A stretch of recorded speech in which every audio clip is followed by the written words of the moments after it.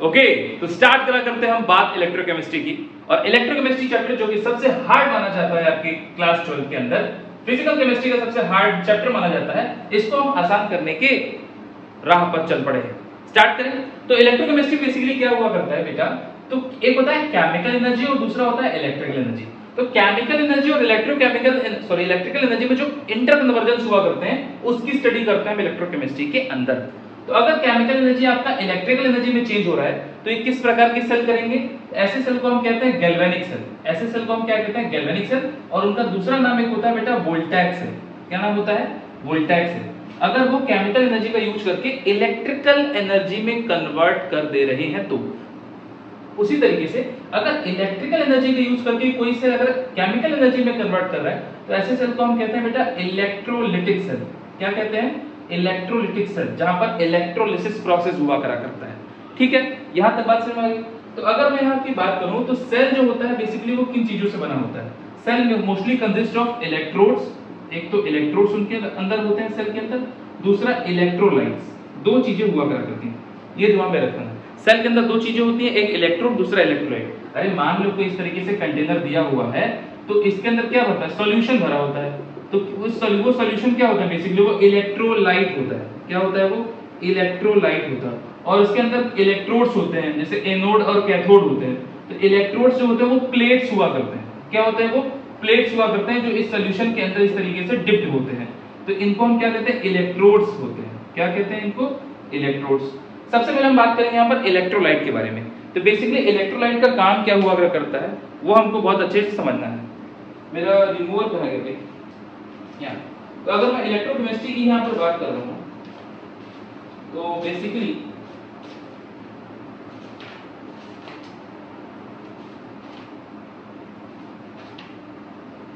ठीक है, तो यहाँ पर हम बात करने जा रहे हैं बेटा इलेक्ट्रोलाइट के बारे में। किसके बारे में बात करने जा रहे हैं, इलेक्ट्रोलाइट के बारे में। तो इलेक्ट्रोलाइट बेसिकली क्या करता है, ये बेसिकली किसी भी सेल के अंदर इस तरीके से जो केमिकल हुआ करता है ना, इसी को इलेक्ट्रोलाइट कहते हैं। ये डिसोसिएट करके जैसे फॉर एग्जांपल NaCl एक इलेक्ट्रोलाइट है, वो डिसोसिएट जब करेगा तो वो किसमें चेंज होगा, Na+ और Cl- में। मतलब वो कैटायन और एनायन बनाएगा। तो पॉजिटिव चार्ज और नेगेटिव चार्ज बनाएगा। तो ये पॉजिटिव चार्ज और नेगेटिव चार्ज जो होते हैं यही इलेक्ट्रोलिटिक सेल के अंदर ही आयंस की तरह काम करते हैं। और आयंस या तो पॉजिटिव चार्ज तो मतलब कैटायन होते हैं, और अगर नेगेटिव चार्ज है तो वो एनायंस होते हैं। यही जो आपका क्या इलेक्ट्रोलाइट्स हुआ करा करते हैं, ये अपने आयंस को थ्रू कंडक्टेंस को जो है पैदा करते हैं। मतलब इन्हीं के थ्रू जो होता है वो सॉल्यूशन कंडक्टिव हुआ करा करता है, सेल में कंडक्टेंस हुआ करा करती है इन इलेक्ट्रोलाइट्स के डिसोसिएशन के बाद जो आयंस बनते हैं उनके कारण। ठीक है, अब इलेक्ट्रोलाइट्स दो प्रकार के होते हैं, एक होता है स्ट्रॉन्ग इलेक्ट्रोलाइट, एक होता है वीक इलेक्ट्रोलाइट। तो इलेक्ट्रोलाइट्स के बारे में अगर हम समझे तो वो दो प्रकार के होते हैं, स्ट्रॉन्ग और वीक। स्ट्रॉन्ग इलेक्ट्रोलाइट की अगर मैं बात करूं, अगर मैं स्ट्रॉन्ग इलेक्ट्रोलाइट की बात करूं तो इनका alpha that is degree of dissociation, तोड़ने की औकात 100% हुआ करती है, मतलब पूरा का पूरा टूट जाया करता है। अगर मैं वीक इलेक्ट्रोलाइट की बात करूं तो इनका जो अल्फा होता है वो 100 से बहुत कम हुआ करता है, 100% से 10%, 15%, मतलब कंप्लीटली डिसोसिएट नहीं हुआ करता है। अगर मैं स्ट्रॉन्ग इलेक्ट्रोलाइट की बात करूं, जैसे कि जितने भी टाइप की सॉल्ट्स हुआ करते हैं सब स्ट्रॉन्ग होते हैं। तो Na+ Cl- दे दिया, तो ये 100 मान लेते हैं शुरू में ये 10 मोल पर लीटर था, प्रोडक्ट बेचारा बना नहीं था। समय बीतते गया तो इसमें से कुछ खर्चा हुआ, डिसोसिएट हुआ, प्रोडक्ट बनाते गए।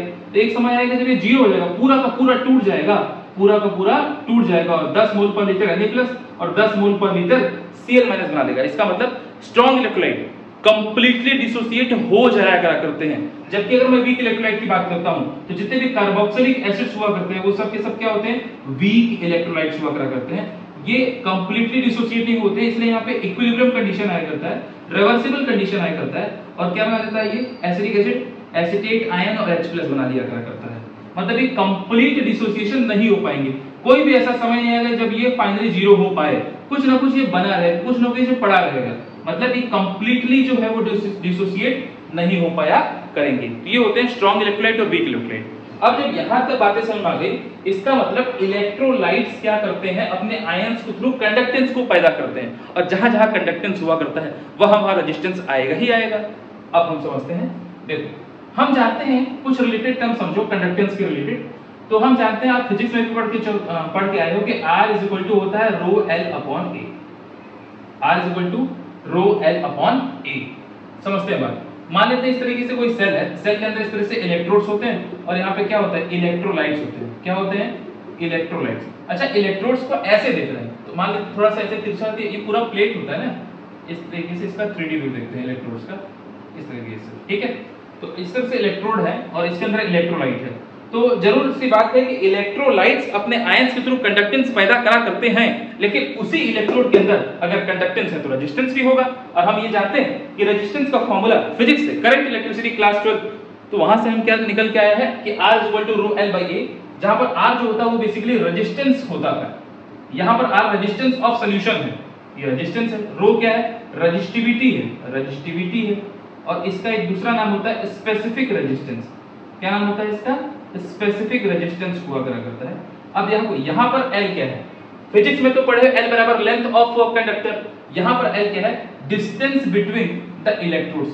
दो इलेक्ट्रोड्स के बीच की जो दूरी होती है उसको यहाँ पर L कहते हैं। और A क्या है? बेसिकली वो cross sectional area of dipped electrode. मतलब इलेक्ट्रोड, पूरे इलेक्ट्रोड का क्रॉस सेक्शनल एरिया नहीं है भाई, इलेक्ट्रोड का वो हिस्सा जो इलेक्ट्रोलाइट के अंदर डूबा हुआ है। फॉर एग्जांपल इलेक्ट्रोलाइट यहाँ तक भरा है, तो इलेक्ट्रोड का वो हिस्सा जो इलेक्ट्रोलाइट के अंदर डूबा हुआ है, इतना एरिया को हम क्या कहते हैं?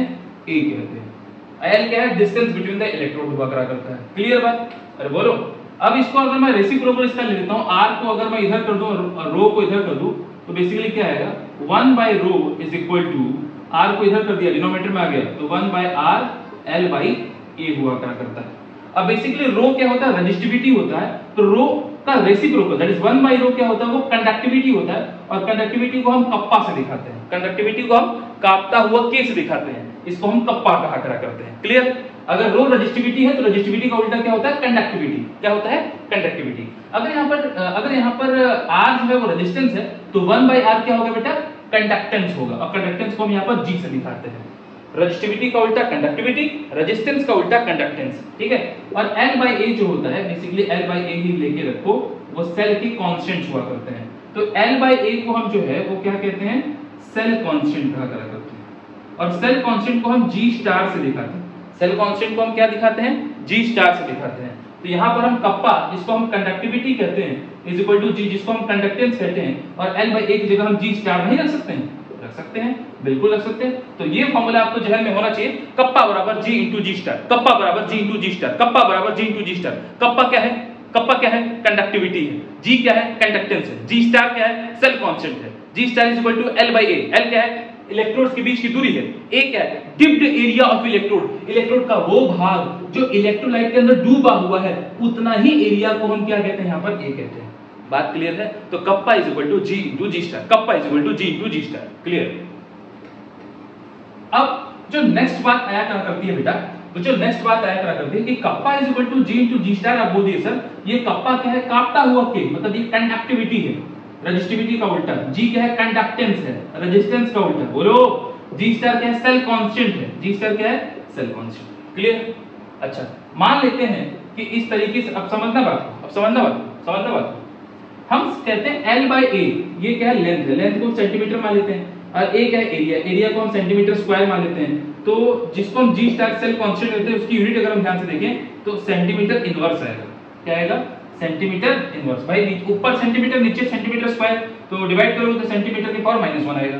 क्लियर है? अच्छा, ये सारी बातें क्लियर है। अच्छा, अब जो नेक्स्ट बात आया करा करती है, ठीक है, जो नेक्स्ट बात आया करती है कि कंडक्टिविटी की यूनिट क्या होती है। बेसिकली R बराबर, अगर आप जानते हो रो L बाई ए हुआ करा करता है, तो इसको इधर ले लो, इसको इधर ले लो, तो 1 by rho is equal to 1 by R L by A हुआ करा करता है। तो 1 बाई रो को हम क्या कहते हैं? कंडक्टिविटी, कांपता हुआ के कहते हैं। और 1 बाई R क्या है? बेसिकली R का यूनिट तो हम जानते हैं ओम होता है, तो ओम को ऊपर ले जाएंगे तो ओम इनवर्स हो जाएगा। और L बाई ए का यूनिट हम जानते हैं सेंटीमीटर इनवर्स होता है, तो पर ओम पर सेंटीमीटर होता है कप्पा का यूनिट।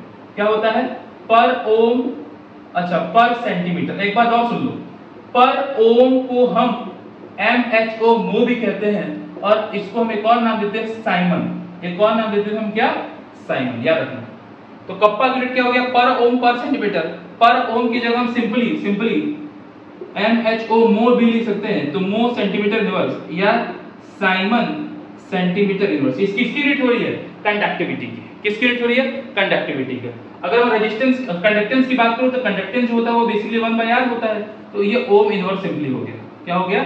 ओम इनवर्स इसका यूनिट हो गया। और सेल कांस्टेंट का L/A that is centimetre inverse हो गया। सारी यूनिट हम क्लियर कर चुके हैं, सारी यूनिट हम क्लियर कर चुके हैं। अब जो नेक्स्ट बात आया करती है बेटा, तो कप्पा बराबर G into G star. Kappa बराबर G into G star. Kappa बराबर G into G star.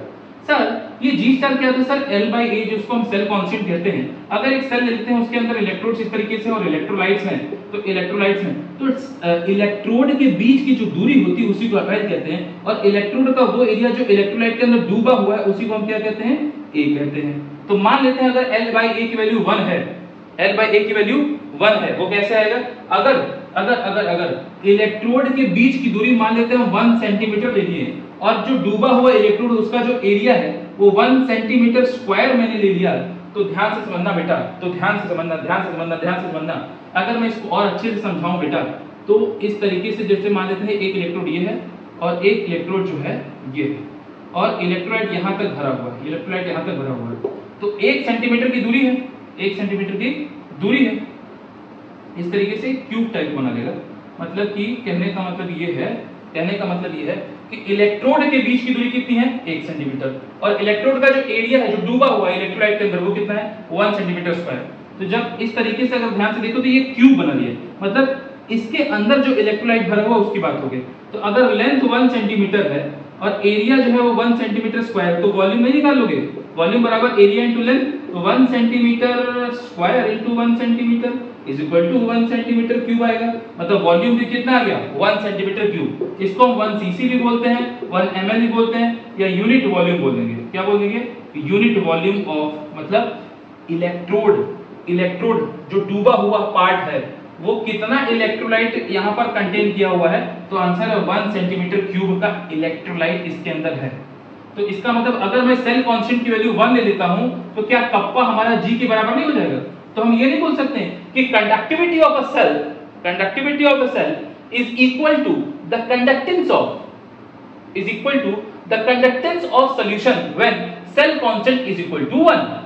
Conductivity is equal to conductance when cell constant is equal to 1. और cell constant का 1 होना मतलब बीच के इलेक्ट्रोड के बीच की दूरी 1 सेंटीमीटर स्क्वायर और एरिया 1 सेंटीमीटर, इलेक्ट्रोड के बीच की दूरी 1 सेंटीमीटर और डिप्ड एरिया ऑफ इलेक्ट्रोड का जो एरिया 1 सेंटीमीटर स्क्वायर है, मतलब ये कितने वॉल्यूम इलेक्ट्रोलाइट को घेरा हुआ है, तो आंसर है 1 सेंटीमीटर क्यूब वॉल्यूम के इलेक्ट्रोलाइट को घेरा हुआ है। तो हम बोल सकते हैं conductivity is basically the conductance of unit volume of electrolyte. The conductivity is basically the conductance of unit volume of electrolyte. मतलब unit volume electrolyte का जो conductance होगा वही उसकी conductivity होगी, वही उसकी conductivity होगी। सेल कांस्टेंट की चीजें हुआ करती हैं। क्लियर है?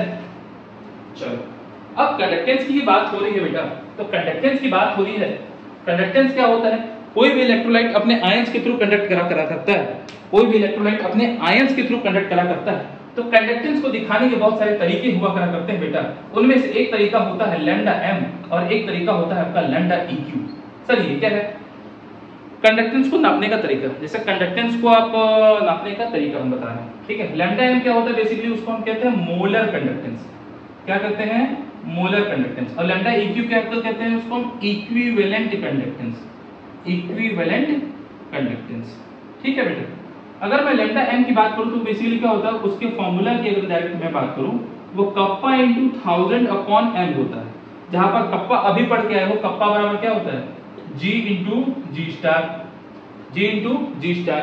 Conductivity, conductance, cell constant. उसी तरीके से अगर मैं इक्विवेलेंट कंडक्टेंस की बात करूंगा तो लैम्डा इज इक्वल टू यहां पर भाई कप्पा ही आएगा इनटू 1000 आएगा, लेकिन यहां पर n आ गया। यहां पर n जो है उसको हम कहते हैं मोलैरिटी। क्या कहते हैं? Molarity of solution. यहां पर जो n इसको हम कहते हैं normality of solution, normality of solution. Clear है? तो ये लैम्डा m है kappa into 1000 upon n, lambda m को हम मोलर कंडक्टेंस कहते हैं। ये लैम्डा eq है kappa into 1000 upon n, n क्या है? Normality of solution, normality of solution. Clear है? अगर मैं लैम्डा m की वैल्यू को कैलकुलेट करूं, लैम्डा m की वैल्यू को कैलकुलेट करूं तो सुनो, सॉरी यूनिट की कैलकुलेट करो। अगर लैम्डा m की यूनिट क्या होता है अगर हमको समझना होगा तो ध्यान से देखो, कप्पा का यूनिट अभी तुम कैलकुलेट करके आए थे कि यार कप्पा बराबर, कप्पा का यूनिट क्या होता है, पर ओम पर सेंटीमीटर होता है। क्या होता है, पर ओम पर सेंटीमीटर, ये होता है कप्पा का यूनिट। तो कप्पा का यूनिट क्या लेते हैं, पर ओम पर सेंटीमीटर। 1000 का यूनिट तो कोई होगा ना, कांस्टेंट है, अपॉन मोलरिटी है ना, तो मोलरिटी बेसिकली क्या होता है, number of moles of solute upon volume of solution in litre, in litre. ठीक है बेटा, वॉल्यूम मतलब मोलरिटी का तो number of moles upon volume होता है, तो नंबर ऑफ मोल्स बेसिकली उसका यूनिट जो होता है वो कुछ नहीं होता है, लेकिन वॉल्यूम का यूनिट क्या होता है, सेंटीमीटर क्यूब। तो 1 अपॉन सेंटीमीटर क्यूब, मतलब मोल्स का यूनिट मान लेते हैं, मोल्स ही है, तो यहाँ पर मोल्स रख लिया। अब इसको सॉल्व करोगे ना तो पर ओम और सेंटीमीटर क्यूब ऊपर चला जाएगा ना, तो ये सेंटीमीटर क्यूब हुआ करा करता है, तो सेंटीमीटर क्यूब ऊपर चला जाएगा, तो पर ओम सेंटीमीटर स्क्वायर हो जाएगा अपॉन मोल। और पर ओम को हम क्या लिखते हैं, साइमन, तो साइमन सेंटीमीटर स्क्वायर और मोल इनवर्स, ये यूनिट आ गया किसका, लैम्डा एम का। कप्पा यूनिट कितना होता है, पर ओम पर सेंटीमीटर। अब मैं यहाँ पे इसकी बात करता हूँ, लैम्डा इक्यू का यूनिट, तो कप्पा का यूनिट क्या हो गया, पर ओम सेंटीमीटर इनवर्स। 1000 का यूनिट होता है, नॉर्मेलिटी क्या होता है, number of gram equivalent, normality का formula number of gram equivalent upon volume of solution in volume of solution. तो नंबर ऑफ ग्राम इक्विवेलेंट को हम सिंपली ग्राम इक्विवेलेंट लिख देते हैं, और वॉल्यूम का यूनिट क्या होता है, सेंटीमीटर क्यूब। इसको और सॉल्व करेंगे तो आएगा, पर ओम को हम साइमन भी लिख सकते हैं ना, साइमन सेंटीमीटर स्क्वायर पर ग्राम इक्विवेलेंस, ये आ गया। तो लैम्डा क्या है, kappa into 1000 upon N. Lambda eq क्या है, कप्पा इनटू 1000 अपॉन एन है। यहाँ पर मोलरिटी है, यहाँ पर नॉर्मेलिटी है। इसका क्या होता है, साइमन सेंटीमीटर स्क्वायर पर मोल, साइमन सेंटीमीटर स्क्वायर पर मोल। अगर मैं लैम्डा इक्यू की बात करूं तो उसका यूनिट क्या हुआ करता है, साइमन सेंटीमीटर स्क्वायर पर ग्राम इक्विवेलेंट। बात क्लियर है। तो कंडक्टेंस को दिखाने के दो तरीके हैं, एक लैम्डा एम होता है, एक लैम्डा इक्यू होता है। अगर ये होता है, ये दो चीजें हुआ करती हैं। अगर मैं इन दोनों का रेशियो ले लेता हूं तो क्या बात दिखाया करती है, उसको मैं समझता हूं। अगर मैं इन दोनों का रेशियो ले लेता हूं तो एक चीज तो बहुत क्लियर है कि लैम्डा एम क्या होता है, कप्पा इनटू 1000 अपॉन एन होता है, और lambda eq kappa into 1000 upon N होता है। तो आइए इक्वेशन 1 को इक्वेशन 2 से अगर मैं डिवाइड कर देता हूं तो लैम्डा एम अपॉन लैम्डा इक्यू जो होता है वो क्या आएगा, कप्पा इनटू 1000 डिवाइड करोगे तो खत्म हो जाएगा। ऐसे लिख ही लो, kappa into 1000 upon M upon kappa into 1000 upon N. इस ये कैंसिल हो गया, तो बेसिकली ये क्या आएगा, बेसिकली नॉर्मेलिटी अपॉन मोलरिटी आएगा। क्या आएगा, नॉर्मेलिटी अपॉन मोलरिटी। और नॉर्मेलिटी और मोलरिटी में एक रिलेशन मैंने सॉल्यूशन चैप्टर में पढ़ाया था कि नाना बराबर मामा इनटू एन फैक्टर हुआ करा करता है। नाना हमेशा मामा से बड़े होते हैं, तो नॉर्मेलिटी बराबर मोलरिटी इनटू एन फैक्टर, नाना बराबर मामा इनटू एन फैक्टर। तो नाना बाई मामा बराबर एन फैक्टर हुआ करा करता है। तो नाना बाई मामा की जगह हम सिंपली क्या लिख सकते हैं, एन फैक्टर लिख दिया करा करते हैं। बोलो बोलो बेटा, बोलो क्लियर है। तो लैम्डा एम और लैम्डा इक्यू का जब हम यहाँ पर रेशियो लिया करा करते हैं तो इनका रेशियो जो होता है वो नॉर्मेलिटी अपॉन मोलरिटी के बराबर आया जा करता है। और नाना बराबर मामा इनटू फैक्टर होता है, तो नाना बाई मामा की जगह हम सिंपली यहाँ पर एन फैक्टर लिख सकते हैं। इसका मतलब कि लैम्डा एम अपॉन लैम्डा इक्यू जो होता है वो एन फैक्टर के बराबर हुआ करता है। बोलो बात क्लियर है, अरे आया समझ। और एन फैक्टर क्या हुआ करता है, कोई भी अगर एसिड जैसे कि HCl है उसके लिए एन फैक्टर कितना हो गया 1, मतलब H+ के बराबर। कोई भी बेस है जैसे CaOH होल ट्वाइस है तो वहां पर एन फैक्टर जो होता है बेस के केस में नंबर ऑफ OH- के बराबर होता है। यहाँ पर 2 है तो एन फैक्टर बैठा 2। कोई भी साल्ट है जैसे कि NaCl तो यहाँ पर एन फैक्टर कितना बैठा, टोटल पॉजिटिव चार्ज ले लो या टोटल नेगेटिव चार्ज ले लो, तो इसमें तोड़ोगे तो Na+ और Cl- आएगा। टोटल पॉजिटिव चार्ज 1 आया या टोटल नेगेटिव चार्ज 1 आया तो एन फैक्टर कितना बैठा 1। ये हुआ करता है बेटा एन फैक्टर की बात। क्लियर है बात। चलो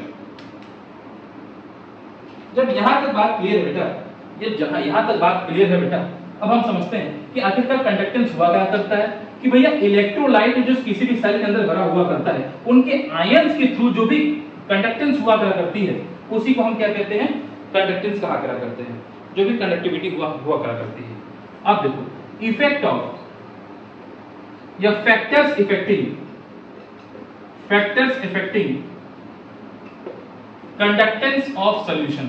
अरे कंडक्टेंस को कौन सा फैक्टर इफेक्ट करेंगे, ठीक है। सबसे हम पहले पढ़ेंगे इफेक्ट ऑफ डाइल्यूशन। सबसे पहले हम पढ़ेंगे इफेक्ट ऑफ डाइल्यूशन। तो सबसे पहले हम यहाँ पर पढ़ने जा रहे हैं इफेक्ट ऑफ डाइल्यूशन। तो इफेक्ट ऑफ डाइल्यूशन की बात करेंगे, मतलब कोई भी सॉल्यूशन, जैसे ये इस तरीके से बर्तन के अंदर, सेल के अंदर जो इलेक्ट्रोलाइट हुआ करता है, मान लेते हैं इसके अंदर क्या है, इलेक्ट्रोलाइट जो है, जो भी इलेक्ट्रोलाइट है, स्ट्रॉन्ग चाहे वीक, किसी की बात करें, इसमें अगर मैं पानी डालूंगा, डाइल्यूट का मतलब क्या होता है, वॉल्यूम बढ़ाना, वॉल्यूम बढ़ाना। तो इसके अंदर अगर मैं पानी डालता जाऊंगा तो इसकी वजह से कंडक्टेंस में क्या फर्क पड़ेगा, क्या कंडक्टेंस पहले से बढ़ जाएगा या कंडक्टेंस घट जाएगा। कंडक्टेंस को मापने का तरीका बताओ, दो तरीकों से हम पढ़े थे, लैम्डा एम और लैम्डा इक्यू।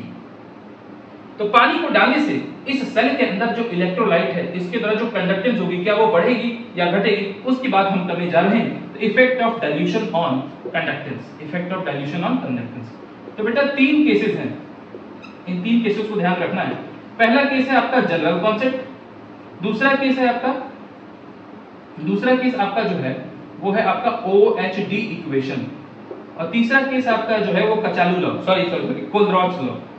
कौन सा लॉ है, कोलरॉड्स लॉ हुआ करता है, आपके एनसीईआरटी में दिया हुआ है, उसके एनसीईआरटी को खोल के चीजों को देखा करो, मैच किया करो। तो अगर मैं यहाँ पर बात करूं तो इफेक्ट ऑफ डाइल्यूशन, मतलब पानी को डालने से या वॉल्यूम को बढ़ाने से कंडक्टेंस पे क्या प्रभाव पड़ा करता है, वो कौन बताएगा। सबसे पहले अगर हम बात करेंगे जनरल कॉन्सेप्ट, फिर उसकी बात करेंगे हम OHD इक्वेशन। OHD का फुल फॉर्म होता है ओंगास्कर-हकल-डीबाई इक्वेशन। कौन, ओंगास्कर-हकल-डीबाई इक्वेशन। और तीसरा आपका है कचालू लॉ, जिसको हम कहते हैं कोलरॉड्स लॉ। ये 3 लॉज को पढ़ना है, कैटेगराइज करके चलो। सबसे पहले हम बात करेंगे यहाँ पर जनरल कॉन्सेप्ट की बात। जनरल कॉन्सेप्ट क्या है, मतलब कि पानी को डालने से या डाइल्यूट करने से क्या चीजें हुआ करती हैं, ये बात आप समझो। तो अगर मैं जनरल कॉन्सेप्ट की बात करूं तो यार सीधी सी बात है, इसके अंदर जैसे इलेक्ट्रोलाइट अगर है और इसमें अगर पानी डालो तो पानी का काम क्या होता है, पानी एज ए सॉल्वेंट काम करा करता है, जिसका डाइलेक्ट्रिक कांस्टेंट 81 हुआ करा करता है। पानी, जैसे बर्तन के अंदर पानी पड़ा हुआ है और ऊपर से 2 चम्मच नमक आ गया, तो पानी का काम क्या होता है, आने वाले सॉल्यूट के बीच का प्यार तोड़ना, आने वाले सॉल्यूट के बीच का प्यार तोड़ना। जैसे कि NaCl आया तो पानी का काम क्या होता है, पानी का काम क्या होता है, वो आने वाले सॉल्यूट के बीच का प्यार तोड़ता है और उसको तोड़ देता है Na+ में और Cl- में, Na+ में और Cl- में। क्लियर है, this is the hydrolysis concept. तो जितना ज्यादा पानी रहेगा उतना ही आने वाले सॉल्यूट, आने वाले इलेक्ट्रोलाइट के बीच का प्यार तोड़ता है, कैटायन और एनायन में। तो पानी ज्यादा तो इलेक्ट्रोलाइट्स ज्यादा, मतलब कैटायंस और एनायंस ज्यादा, कैटायंस और एनायंस ज्यादा तो कंडक्टेंस ज्यादा। तो पानी के डालने से कंडक्टेंस हमेशा और हमेशा बढ़ता ही है, मतलब डाइल्यूट करने से कंडक्टेंस बढ़ता ही है। सर कंडक्टेंस बढ़ता है, आप ये बताए थे कप्पा बराबर होता है G × G स्टार। तो आप बोल रहे हो कि ऑन डाइल्यूशन, डाइल्यूशन की वजह से क्या होता है, पहली बात डाइल्यूशन की वजह से क्या हुआ करता है, तो आप बोले थे कि कंडक्टेंस बढ़ता है, मतलब ये G कंडक्टेंस बढ़ता है। लेकिन व्हाट अबाउट कप्पा भाई, इसको मैं कंडक्टिविटी कहता हूं। तो कंडक्टिविटी जिसको कप्पा कहते हैं वो घटता है। सर कैसे घटता है, तो कंडक्टिविटी को अभी हमने बताया था कि कंडक्टिविटी इज नथिंग, अगर मैं सेल कांस्टेंट को 1 कर दूं तो कंडक्टिविटी कंडक्टेंस के बराबर हो जाया करेगी। सेल कांस्टेंट का 1 होना मतलब L/A की वैल्यू 1, L/A की वैल्यू मतलब L जब 1 सेंटीमीटर हो और एरिया जब 1 सेंटीमीटर स्क्वायर हो तो इसका वॉल्यूम कितना निकल के आ जाएगा, 1 सेंटीमीटर क्यूब। तो हम ये भी बोल सकते हैं conductivity of a solution is basically the solution of unit volume of electrolyte. जैसे इस बर्तन के अंदर इस तरीके से जो इलेक्ट्रोड थे और वो इलेक्ट्रोलाइट के अंदर डूबे हुए थे, तो वो जो भी कंडक्टेंस, जो भी इलेक्ट्रोलाइट इसके अंदर घेरे हुए थे, मतलब एरिया लेंथ 1 सेंटीमीटर स्क्वायर और length 1 centimetre, area 1 centimetre square के बीच में जो भी इलेक्ट्रोलाइट घेरा हुआ था, उस यूनिट वॉल्यूम इलेक्ट्रोलाइट का जो कंडक्टेंस होगा वही उसकी क्या होगी, कंडक्टिविटी। तो पानी के डालने की वजह से क्या हो गया, जो इलेक्ट्रोलाइट घेरा हुआ था यूनिट वॉल्यूम का, मान लेते हैं 1 ml इलेक्ट्रोलाइट को जो इलेक्ट्रोड घेरा हुआ था, पानी डालने की वजह से पानी क्या करेगा, वो इलेक्ट्रोलाइट की जगह ले लेगा। तो मान लेते हैं इस बर्तन के अंदर पहले इलेक्ट्रोलाइट था, जैसे ही हम डाइल्यूट कर दिए तो क्या अब उस जगह के अंदर जितने को इलेक्ट्रोड घेरा हुआ था, क्या पहले जितना इलेक्ट्रोलाइट है अब भी उतना ही इलेक्ट्रोलाइट होगा, नहीं। पानी जो होता है वो इलेक्ट्रोलाइट की जगह ले लेता है, तो अब इलेक्ट्रोलाइट की संख्या कम हो गई। इसका मतलब कि पानी डालने की वजह से कंडक्टेंस तो बढ़ता है लेकिन कंडक्टिविटी घटती है। कंडक्टिविटी क्यों घटती है, क्योंकि कंडक्टिविटी क्या है, यूनिट वॉल्यूम इलेक्ट्रोलाइट का कंडक्टेंस है। अब इलेक्ट्रोलाइट ही कम हो जा रहा है तो ऑब्वियस सी बात है कंडक्टिविटी क्या होगी, घट जाएगी। अरे कुल मिला के बात ये समझना है कि पानी को डालने से कंडक्टेंस तो बढ़ता है लेकिन कंडक्टिविटी घटती है। कंडक्टेंस किसको कहते हैं? जी को कहते हैं। कप्पा बराबर जी टू जी स्टार होता है ना, तो कंडक्टेंस जी को कहते हैं और कंडक्टिविटी घटती है डाइल्यूट करने से, कंडक्टिविटी घटती है।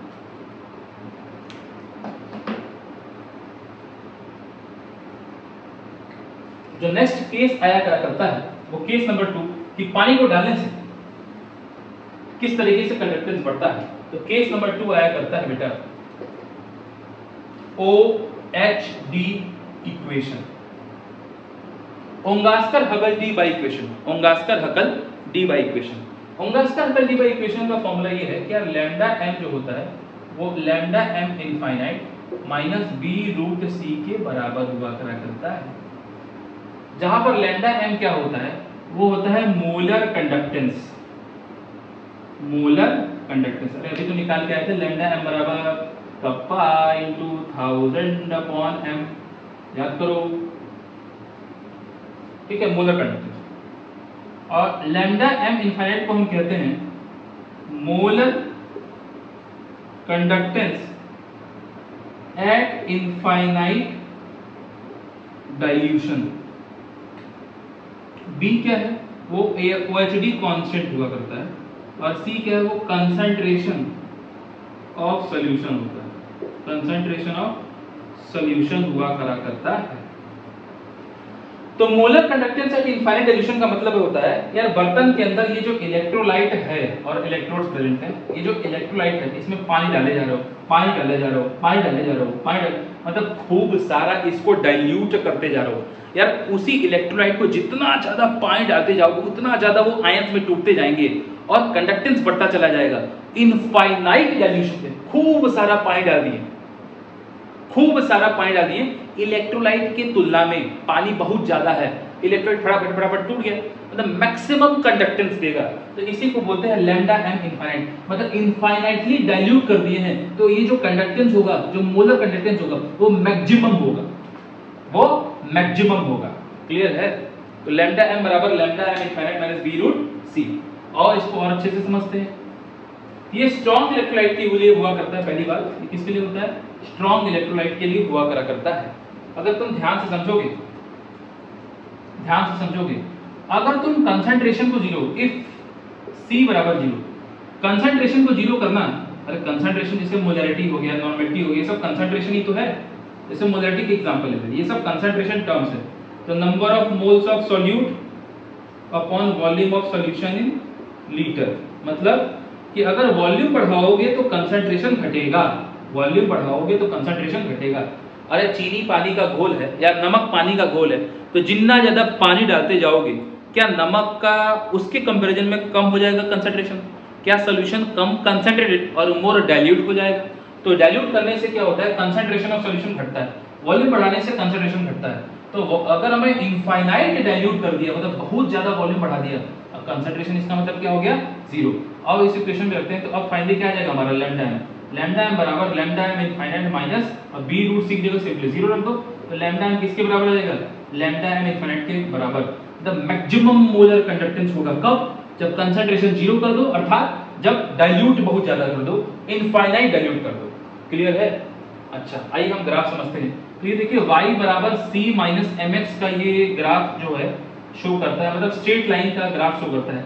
y एक्सिस पे हम लैम्डा m रख लेते हैं, x एक्सिस पे हम क्या होते हैं? रूट c रख लेते हैं। इंटरसेप्ट जो है हमारा c वो तुम्हारा पॉजिटिव है लैम्डा m के बराबर, तो जीरो से ऊपर चला जाओ, ये आपका किसके बराबर हो जाएगा? लैम्डा m इनफाइनाइट के बराबर। स्लोप आपका जो है वो नेगेटिव है और b के बराबर है, तो स्लोप नेगेटिव, तो स्लोप ऐसे जाएगा। पॉजिटिव एक्स एक्सिस के ऑप्टिट्यूड एंगल बनाता है, इसको कहते हैं हम स्लोप, और स्लोप आपका क्या है? b के बराबर है, जो कि नेगेटिव है। ये आपको दिमाग में रखना है। क्लियर? ये आपका ग्राफ बन गया। इसको कहते हैं हम OHD इक्वेशन, मतलब कि कंसंट्रेशन अगर जीरो कर दोगे तो जो मोलर कंडक्टेंस आएगा वो मैक्सिमम मोलर कंडक्टेंस के बराबर आएगा, मतलब molar conductance eight infinite dilution, molar conductance eight infinite dilution. तो अगर मैं ग्राफ को थोड़ा सा और डिटेल समझूं, तो हमारा ग्राफ क्या था? हमारा इक्वेशन था लैम्डा m बराबर lambda m infinite minus b root c, y बराबर आता है c माइनस mx, तो y एक्सिस पे आपका लैम्डा m और x एक्सिस पे आपका रूट c, और इस तरीके से ग्राफ दिया था, ये किसके बराबर लगेगा, इंटरसेप्ट लैम्डा m इनफाइनाइट के बराबर। ये जो भी ग्राफ स्ट्रेट लाइन का बना वो स्ट्रॉन्ग इलेक्ट्रोलाइट के लिए बना। अगर मैं वीक इलेक्ट्रोलाइट के बारे में बात करता हूँ तो वीक इलेक्ट्रोलाइट कुछ इस तरीके से बना करा करता है। वीक इलेक्ट्रोलाइट का ग्राफ जो होता है इस तरीके से बना होता है। वीक इलेक्ट्रोलाइट जैसे कि CH3COOH, ये सब क्या होते हैं, वीक एसिड, वीक इलेक्ट्रोलाइट हुआ करते हैं। जैसे कि NH4OH, ये सब क्या होते हैं, अमोनिया के डेरिवेटिव्स क्या होते हैं, वीक बेसिस हुआ करते हैं, वीक इलेक्ट्रोलाइट्स हुआ करते हैं। तो अगर मैं स्ट्रॉन्ग इलेक्ट्रोलाइट की बात करूं तो उसका लैम्डा m इनफाइनाइट तुम कैलकुलेट कर सकते हो, थोड़ा सा इसको एक्सट्रापोलेट करके। लेकिन जब मैं वीक इलेक्ट्रोलाइट की बात करता हूं तो उसको कितना भी आगे बढ़ा लो, कभी जिंदगी में तुम लैम्डा m, ये इसको y एक्सिस को टच नहीं करेगा, मतलब लैम्डा m इनफाइनाइट की वैल्यू पता ही नहीं कर सकते हो। तो वीक को कितना भी डाइल्यूट कर दो, अगर किसी बर्तन के अंदर कोई वीक इलेक्ट्रोलाइट है उसको कितना भी पानी दे दो, कभी भी आपको इनफाइनाइट डाइल्यूशन में मोलर कंडक्टेंस नहीं मिलेगा। मतलब इसको कितना भी एक्सट्रापोलेट कर लो, कभी इस पे टच होगा नहीं, टच होगा तो आपको लैम्डा m इनफाइनाइट नहीं मिल सकता है वीक वाले के लिए। क्लियर है?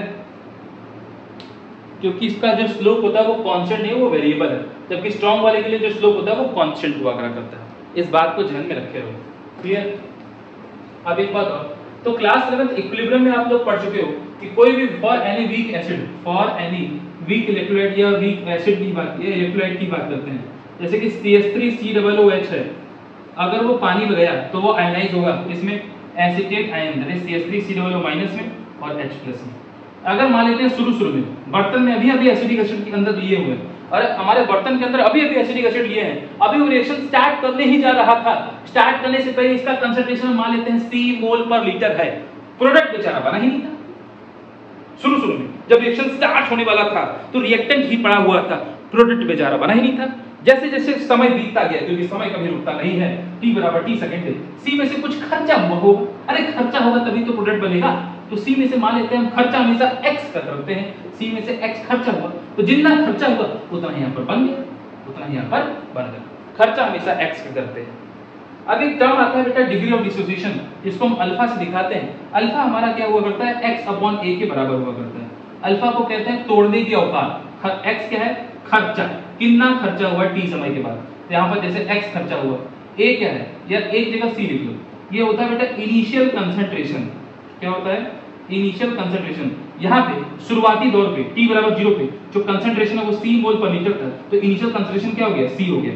तो alpha that is degree of dissociation बराबर खर्चा अपॉन इनिशियल कंसंट्रेशन, खर्चा अपॉन इनिशियल कंसंट्रेशन। यहाँ से अगर मैं x की वैल्यू निकालूंगा तो क्या निकल के आएगा, C इनटू अल्फा। C क्या है, कंसंट्रेशन इन मोल पर लीटर एट t बराबर 0। अल्फा क्या है, डिग्री ऑफ डिसोसिएशन। x बराबर क्या है, खर्चा, x बराबर क्या है, खर्चा। इस बात को आपको दिमाग में रखना है। x बराबर C अल्फा, x बराबर C अल्फा। तो आइए पुट करते हैं, C में से C अल्फा घटा दिए, x equal C alpha, x equal C alpha. अगर मैं यहाँ पर एसिड डिसोसिएशन कांस्टेंट लिखता हूँ इक्विलिब्रियम के केस में, तो वो होता है आपका प्रोडक्ट का कंसंट्रेशन अपॉन रिएक्टेंट का कंसंट्रेशन। तो प्रोडक्ट का कंसंट्रेशन कितना है, प्रोडक्ट कौन से, CH3COO माइनस और H प्लस है, इसका कंसंट्रेशन देखो t टाइम पे C अल्फा, तो C alpha into C alpha, और अपॉन रिएक्टेंट का कंसंट्रेशन तो कितना है, C माइनस C अल्फा। इसको और ज्यादा सॉल्व करोगे तो C square alpha square upon C common ले लिया 1 माइनस अल्फा, तो C से C कैंसिल। तो याद रखना एसिड डिसोसिएशन कांस्टेंट की वैल्यू किसी भी वीक एसिड के लिए क्या होती है, C alpha square upon 1 minus alpha हुआ करा करती है। इस बात को ध्यान में रखे रहना कि एसिड डिसोसिएशन कांस्टेंट की वैल्यू किसी भी वीक, एसिड डिसोसिएशन कांस्टेंट क्या होता है, अरे एसिड को तोड़ने वाला जो कांस्टेंट है इक्विलिब्रियम के अंदर, प्रोडक्ट अपॉन रिएक्टेंट हुआ करा करता है। कि एक क्या बोलते हैं बेटा, लिख लो अपनी कॉपी में, एसिड डिसोसिएशन कांस्टेंट। C क्या है, कंसंट्रेशन मोल पर लीटर t बराबर 0। अल्फा क्या है, डिग्री ऑफ डिसोसिएशन, तो K बराबर C alpha square upon 1 minus alpha. याद रखो, अरे किसी भी वीक एसिड के लिए इस बात को ऐसे मतलब रिजल्ट डायरेक्ट याद कर लो, क्या, किसी भी वीक एसिड के लिए, किसी भी वीक एसिड के लिए जो Ka होता है, इसको हम डिसोसिएशन कांस्टेंट कहते हैं, वो C अल्फा स्क्वायर के बराबर अपॉन 1 माइनस अल्फा के बराबर हुआ करता है। अल्फा क्या है, डिग्री ऑफ डिसोसिएशन। अब एक केस आता है, for very very weak electrolyte, बहुत कमजोर इलेक्ट्रोलाइट है, इसका मतलब उसका अल्फा 100% से बहुत कम या 1 से बहुत छोटा होगा। तो अल्फा मान लेते हैं 0.0002 होगा, तो 1 के सामने बहुत छोटी सी वैल्यू होगी, तो क्या हम 1 माइनस अल्फा को सिंपली 1 नहीं मान सकते, क्योंकि अल्फा की वैल्यू ना के बराबर होगा। समुद्र में से अगर 1 चम्मच पानी निकाल दो तो कोई फर्क पड़ेगा? नहीं पड़ेगा। इसका मतलब समुद्र में से 1 चम्मच पानी घटा तो समुद्र के पानी के बराबर हुआ, तो 1 minus alpha is equal to alpha, sorry 1। अगर मैं इस चीज को यहाँ पर लिखता हूँ के बराबर अब क्या आ जाएगा आपका सी अल्फा स्क्वायर आ जाएगा। इस बात को दिमाग में रखे रहना। अगर यहाँ से और चीजें से देखूं तो अल्फा स्क्वायर बराबर आएगा के अपॉन सी, तो अल्फा बराबर क्या आ जाएगा बेटा रूट ओवर के अपॉन सी। मतलब डिग्री ऑफ डिसोसिएशन जो हुआ करता है, क्या जो डिग्री ऑफ डिसोसिएशन हुआ करा करता है वो इनवर्सली प्रोपोर्शनल होता है कंसंट्रेशन के रूट के बराबर। कंसंट्रेशन रूट ऑफ कंसंट्रेशन के इनवर्सली प्रोपोर्शनल होता है अपॉन डिग्री ऑफ डिसोसिएशन। इसका मतलब बर्तन के अंदर जो तुम वीक एसिड लिए हो उसका कंसंट्रेशन जितना ज्यादा कम होगा, कम कैसे होगा? खूब सारा पानी डालो, पानी डालने से क्या हो गया? कंसंट्रेशन कम हो गया। अगर कंसंट्रेशन जितना ज्यादा कम होगा उतना ही ज्यादा डिग्री ऑफ डिसोसिएशन होगा, उतना ही ज्यादा वो वीक इलेक्ट्रोलाइट टूटेगा, उतना ही ज्यादा CH3 CH टूटेगा और क्या बना लेगा? CH3COO- और H+। मतलब कंसंट्रेशन को घटाओ या डाइल्यूट करो तो डिग्री ऑफ डिसोसिएशन क्या होता है? बढ़ता है। वो आयंस में उतना ज्यादा टूटता जाएगा, क्लियर है?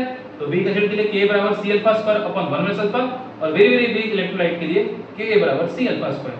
तो यहां से अल्फा निकाल के आएगा रूट Ka ओवर C। तो concentration inversely proportional to volume हुआ करता है, तो alpha is directly proportional to, क्या हम लिख सकते हैं? रूट ऑफ वॉल्यूम, या alpha is directly proportional to root of dilution. जितना ज्यादा डाइल्यूट करोगे उतना ज्यादा डिग्री ऑफ डिसोसिएशन होगा, मतलब टूटने की औकात उतनी ज्यादा होगी, उतने ज्यादा आयंस बनेंगे। क्लियर है? ये बात आपको क्लियर हो जानी चाहिए, तो आपका ये 2 फैक्टर क्लियर होगा। अब जो नेक्स्ट फैक्टर आएगा वो आएगा कचालू लॉ। कौन सा फैक्टर आएगा? कचालू लॉ।